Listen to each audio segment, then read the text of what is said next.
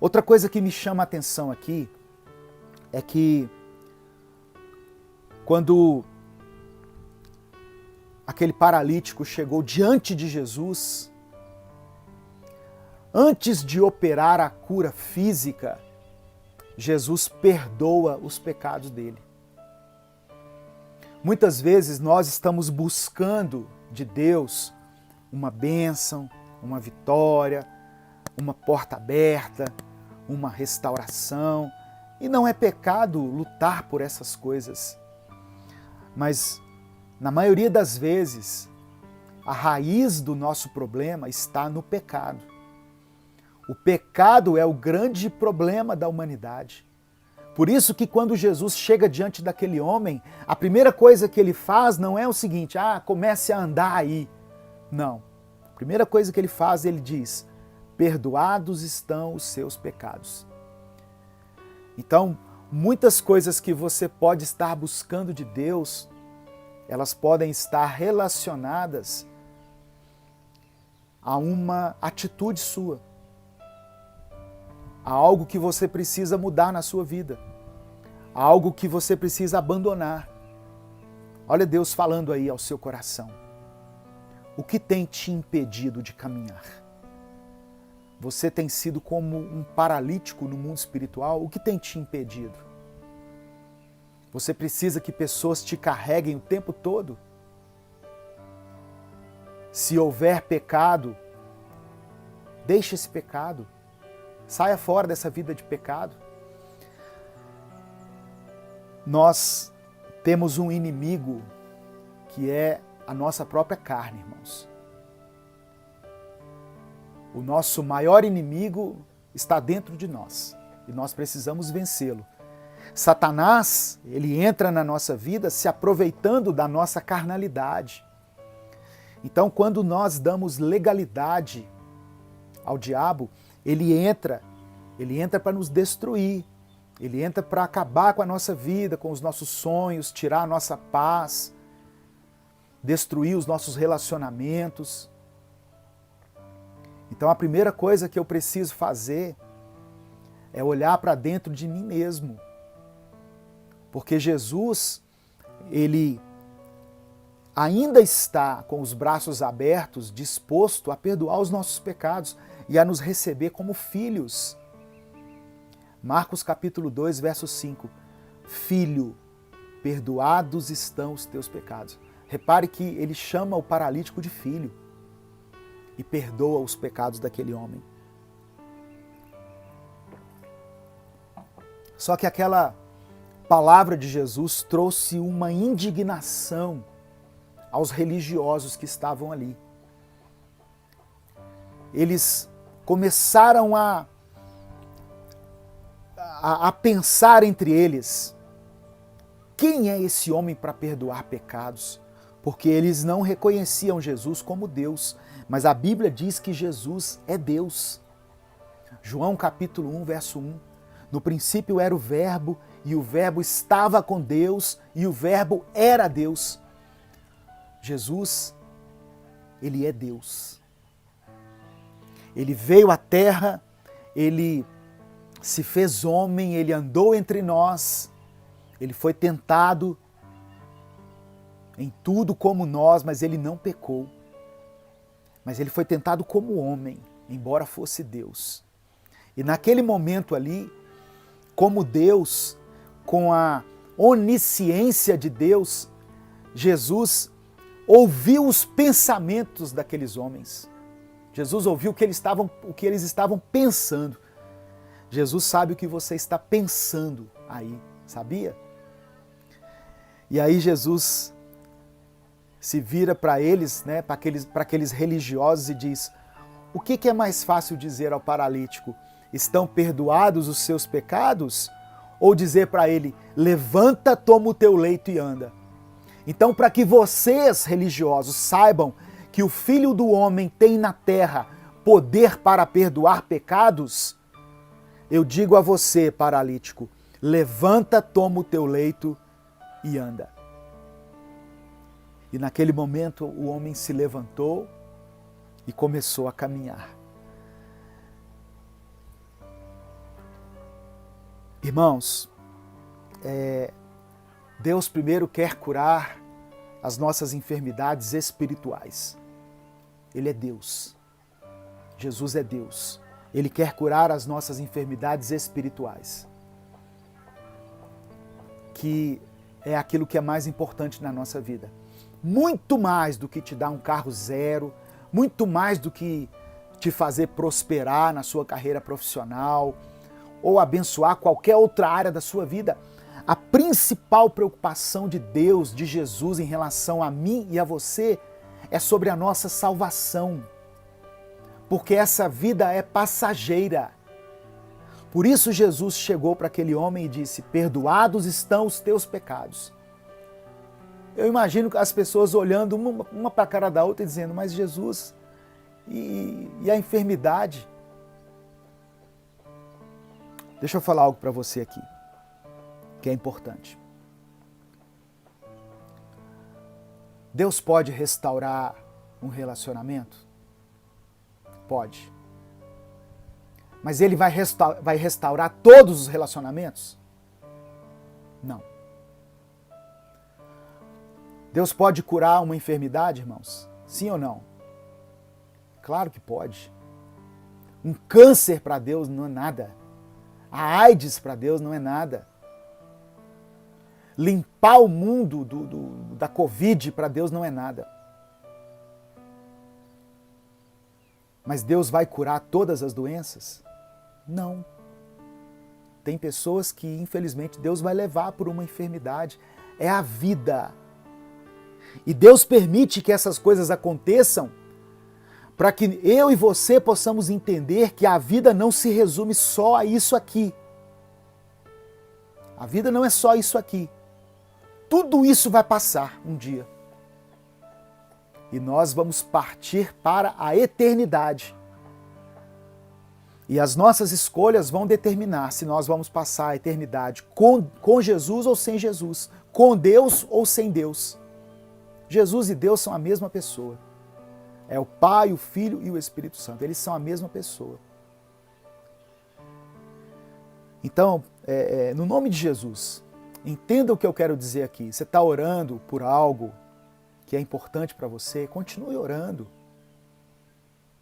Bata e a porta será aberta. Peça e será dado, porque aquele que pede recebe. São palavras de Jesus. Mas a principal motivação que você deve ter na sua vida é em relação à sua salvação. Para Jesus, se aquele homem andasse em cima de uma cama ou se andasse com seus pés, aquilo não importava.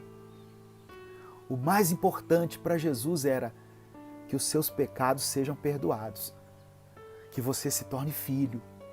Foi o que Jesus falou: filho, os seus pecados estão perdoados. Então, as lutas, o sofrimento, a dor, as perdas, elas vão fazer parte da nossa vida. Elas vão fazer parte da nossa vida.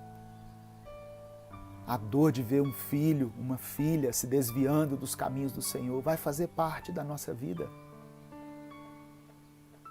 A dor de ter que lutar com uma enfermidade a vida toda, de se tratar, de fazer um tratamento à base de produtos químicos, uma quimioterapia, tudo isso faz parte da vida. A dor de enterrar o seu pai, a sua mãe, ou de até enterrar um filho. Meu Deus, pastor, que palavra pesada. Irmãos, eu estou igual Jesus aqui. Ele se reunia para pregar a palavra de Deus. Eu não quero passar a mão na cabeça de ninguém, eu não quero enganar ninguém. Só que na vida daquele paralítico, Jesus resolveu fazer a obra por completo. Jesus fez a obra por completo. Jesus primeiramente deu a ele salvação. E em segundo lugar, Jesus tirou dele a enfermidade física. Louvado seja o nome do Senhor. E Jesus disse para ele assim, olha, levanta, porque ele estava prostrado, pegue a tua cama e vai para a tua casa. Olha, deixa eu falar algo aqui que Deus também ministrou ao meu coração. Tem muitas pessoas que, quando chegam no Evangelho, quando são restauradas, quando recebem Jesus na sua vida, a primeira coisa que elas fazem é se afastar da sua casa. Ah, não, porque eu vim de uma família toda idólatra, toda problemática. Mas aqui Jesus curou aquele homem, restaurou aquele homem, perdoou os pecados dele e disse para ele: volta para sua casa. Ah, Jesus, eu quero andar com o Senhor, eu quero seguir o Senhor aí, pelo mundo. Não, vai lá na sua casa. Lembra quando Jesus curou o endemoniado lá em Gadara, o gadareno? Jesus falou a mesma coisa. Olha, você agora vai testemunhar aos da sua casa. Então, para mim aqui mostra uma preocupação de Deus com a nossa família. Deus tem um compromisso, Deus tem uma aliança com a nossa família. Quando Deus chamou Abraão em Gênesis 12, Deus chamou a família. Deus falou com Abraão: olha, pega, sai fora dos parentes, mas vai para a sua família. Em ti serão benditas as famílias da terra. Na descendência de Abraão, e Jesus veio da descendência de Abraão, as famílias da terra serão abençoadas. Então Deus é um Deus perdoador, Deus é um Deus que nos acolhe como filhos, Deus pode, segundo a vontade dele, restaurar todas as áreas da nossa vida. Pode, não estou falando que ele vai fazer, mas se ele quiser, ele pode. Deus passa uma máquina zero na sua vida aí e deixa tudo limpo, tudo novo. Ah, mas e se ele quiser que eu conviva com um sofrimento, com um espinho na carne o resto da vida? Ele pode fazer isso também. Tá bom, irmãos? Alguém está dizendo aqui, temos que ouvir a verdade. A Ana Célia está falando, e não deve passar a mão mesmo, tem que falar a verdade, doa a quem doer, temos que ouvir a verdade. Isso mesmo, irmã Ana Célia. Não adianta eu querer mascarar aqui. Tem uma pessoa perguntando assim, pastor, por que Jesus disse para ele levar a cama? Olha só, aquele homem, ele passou talvez muitos anos da sua vida carregado em cima de uma cama. E aí ele é curado, Jesus manda que ele levasse a sua cama. Minha esposa está me falando aqui agora. Primeiro, para se lembrar de onde ele veio. Para não se esquecer nunca de onde Jesus havia tirado ele. Às vezes, irmãos, Deus vai nos deixar, Deus vai permitir que a vida coloque em nós cicatrizes. Eu tenho uma cicatriz aqui na perna que é de infância. Quando eu fui passar em um lugar e tinha arame farpado, eu cortei a perna. E não deu ponto nem nada. Criança naquela época, igual gato, né? Você jogava pro alto, caía em pé. Mas eu carrego comigo essa cicatriz até hoje. Então todas as vezes que eu vou passar em um lugar que tem arame farpado, eu me lembro disso. Então Jesus pede que aquele homem leve a sua cama para que ele nunca se esquecesse da grande obra que Jesus fez na vida dele. Obrigado, Jéssica, pela pergunta aí. Então, nunca se esqueça de onde Deus tirou você, de onde você veio. Se não fosse Deus, nós estaríamos condenados ao pecado. Amém?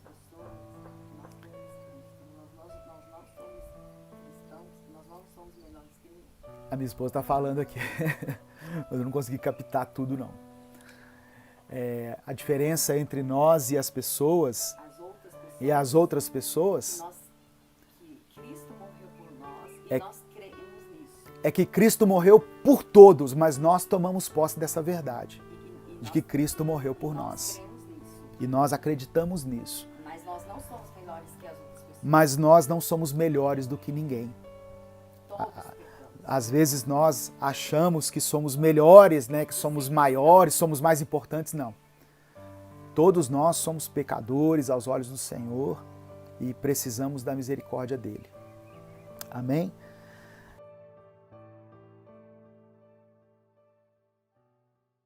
A única coisa que fez a diferença foi a presença de Jesus. Mas a presença dele faz toda a diferença. Eu me lembro daqueles filmes, né? E aí você pode até citar aí algum filme aí que você se lembra.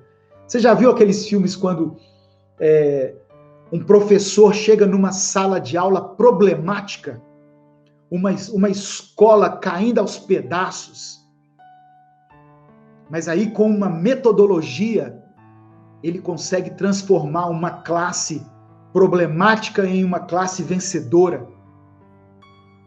Não mudou nada, não mudou o mobiliário da escola, não mudaram os alunos, não mudou a lousa, não mudou os livros, mudou somente o professor, o mestre. Me lembrei de um aqui, chama Ao Mestre com Carinho.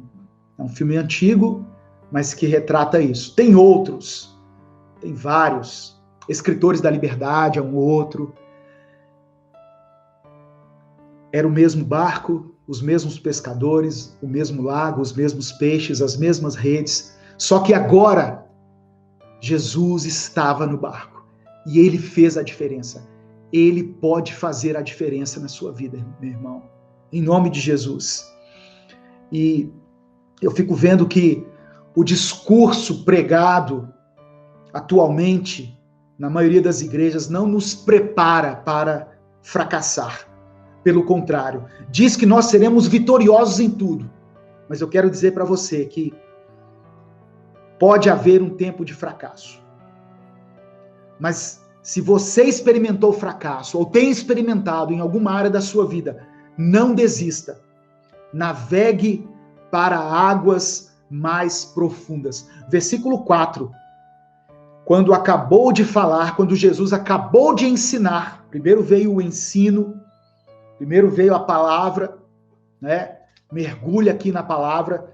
Quando Jesus acabou de ensinar, ele disse para Simão: vamos para águas mais profundas. E ali você vai lançar novamente as suas redes. Para nós recebermos as vitórias que Deus tem para nós, precisamos nos aprofundar no nosso relacionamento com o Espírito Santo. Muitas pessoas chegaram no Evangelho e somente molharam os pés, mas Deus quer que nós mergulhemos de cabeça. É um engano achar que basta você ter levantado a mão um dia, feito uma oração de confissão e está tudo certo. Não. Aprofunde-se no seu relacionamento com Deus, com Jesus, através da palavra. Todos aqueles que têm um encontro com Jesus mudam de vida. Águas profundas fala de nos envolvermos mais, de consagrarmos mais a nossa vida, inteiramente a Deus. As grandes vitórias de Deus são para aqueles que o buscam com intensidade. Jeremias capítulo 29, versículo 13, diz assim: buscar-me-eis e me achareis quando me buscardes com todo o vosso coração. Oséias capítulo 3, ou melhor, capítulo 6, versículo 3, a parte A, diz assim: então conheçamos e prossigamos em conhecer ao Senhor. Amém? Glória a Deus. Louvado seja o nome do Senhor. E para encerrar, já caminhando para o final dessa palavra, no versículo 5, uma coisa que me chamou a atenção aqui. No versículo 5, Simão, que depois se chamaria Pedro, ele se dirige a Jesus como mestre. Ele fala a Jesus, ele se dirige a Jesus como mestre. É o que está escrito. Lucas 5. Versículo 5. Mas no versículo 8, depois que Jesus operou o milagre, depois que eles pescaram muitos peixes, Simão se refere a ele como Senhor e reconhece a si mesmo como pecador. Deixa eu ler com você, versículo 8. Quando Simão Pedro viu o que havia acontecido, ajoelhou-se diante de Jesus e disse: Senhor, afaste-se de mim, pois eu sou um pecador. A leitura é Lucas 5, do verso 1 ao verso 11. Então, nós vemos aqui uma mudança. Tem coisas que passam quase que imperceptíveis quando a gente lê a Bíblia. Mas primeiro Simão chama Jesus de mestre. Ou seja, é alguém que sabe ensinar, é alguém que tem muita coisa boa para ensinar. Mas depois do milagre, Pedro o reconhece como Senhor. Ele estava ali diante, não de um mestre, não de uma figura qualquer da história, como foi Buda, como foi Confúcio, como foi Maomé, Allan Kardec, não. Ele estava ali diante do próprio Deus. Por isso que ele falou depois: Tu és o Cristo, o Filho do Deus vivo. Todas essas pessoas que eu mencionei, esses líderes das grandes religiões, todos eles já morreram. Jesus está vivo. Jesus é o próprio Deus. Então, quando Pedro percebe isso, ele quer se afastar, porque ele se reconhece como alguém que é pecador. Nós somos pecadores. Paulo escreveu aos Romanos que todos pecaram e afastados estão da glória de Deus. Mas Jesus, na sua infinita misericórdia, não só perdoa os nossos pecados, como também nos faz pescadores de almas, pescadores de homens. E é isso que ele diz ao assustado Pedro: Venha comigo, vinde após mim, e eu farei de você um pescador de homens, um pescador de almas. Nós vemos aqui refletida nesse texto a santidade de Jesus, a santidade de Deus e a miserabilidade humana, porque somos pecadores. Mas Deus, por causa do nosso pecado, enviou seu Filho Jesus para morrer por nossa causa. E Ele nos chama hoje a caminhar com Ele. A palavra diz que em seguida eles deixaram tudo para seguir a Jesus. Depois que eles presenciaram aquele milagre, eles abandonaram tudo para seguir a Jesus. Peixe já não importava, barco já não importava, rede já não importava. O mais importante para eles era seguir a Cristo. E isso é o mais importante da sua vida. Você pode estar experimentando fracasso. Decida hoje seguir a Jesus. Eu não estou falando que todas as coisas vão se resolver, mas Deus fará com que você tenha força, com que você tenha o sustento, com que você receba o conforto, o consolo, o poder do Espírito Santo, e a sua vida será renovada, a sua fé será consolidada. Você pode viver um tempo novo, um tempo de sucesso com Deus. Eu não estou falando de sucesso financeiro, não estou falando que tudo vai se resolver na sua vida, não. Mas com Jesus no barco, você vai experimentar grandes vitórias. Essa é a palavra que Deus tem para a sua vida hoje. Receba essa palavra em nome de Jesus. Eu quero orar por você. Nesse momento, eu quero orar. Se você quiser, se você sentir no coração, coloque nos comentários o seu pedido de oração. Aquilo que tem afligido você. As áreas na sua vida as quais você sente que tem fracassado. Jesus manda você lançar a rede novamente, porque Ele pode fazer com que você experimente uma pesca milagrosa, que vai abençoar não só a sua vida, mas os barcos que estiverem também ao seu redor. Amém? Vamos orar no nome de Jesus. Pai amado e querido, somos eternamente gratos, Deus, pela tua palavra. Reconhecemos que o Senhor não é somente mestre, não é somente aquele que nos ensina, mas também é aquele que nos dá vida, aquele que pode fazer um milagre. Por isso entregamos a nossa vida em tuas mãos.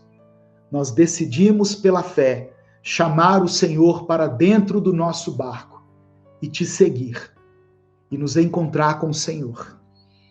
Faça parte da nossa história, reescreva os nossos caminhos, ó Deus, em nome de Jesus. Muitas pessoas, Senhor, que acompanham esse culto, ou que vão assistir ele posteriormente, na segunda, na terça, na quarta, durante a semana, têm experimentado fracassos. E experimentar esses fracassos tem trazido no coração dos meus irmãos um sentimento de derrota, de vergonha, de culpa, mas pela tua misericórdia eu peço que o Senhor venha com o teu Espírito Santo e traga um renovo ao coração dele e ao coração dela. Que eles possam, ó Deus, enxergar sob uma outra ótica aquilo que tem enfrentado na sua vida. Que Jesus faça parte da nossa história, que ele esteja assentado no controle do barco da nossa vida. E pela tua palavra nós lançamos novamente as nossas redes. Consagramos a ti todas as áreas da nossa vida, Deus. Aquelas nas quais temos sido vitoriosos e aquelas nas quais temos fracassado. Se o Senhor quer nos ensinar algo, nos ensine. Estamos aqui assentados junto contigo. Sabemos que o Senhor é manso e humilde de coração e pode ministrar à nossa vida os teus ensinamentos. Eu apresento cada família, Senhor, que está representada por essas pessoas, por essas mais de 1000 pessoas que nos acompanham. Que o Senhor dê a eles a cura, a libertação, a restauração. Não deixe que essa família seja destruída. Restaura, Senhor, esse relacionamento. Traga paz a esse lar. É o que nós te pedimos, em nome de Jesus. Amém. Não deixe de compartilhar essa mensagem, não deixe de se inscrever no nosso canal. Se quiser apoiar o nosso projeto, seja membro do canal e tenha uma semana de bênção na sua vida. Não desista. Lance a rede novamente. Vá para águas mais profundas e lance a rede novamente. O Senhor te abençoe e te guarde. O Senhor faça resplandecer o seu rosto sobre ti e tenha misericórdia de ti. O Senhor sobre ti estenda a tua face e te dê a paz. Amém? Que Deus te abençoe. Até o nosso próximo culto, se Deus assim o permitir.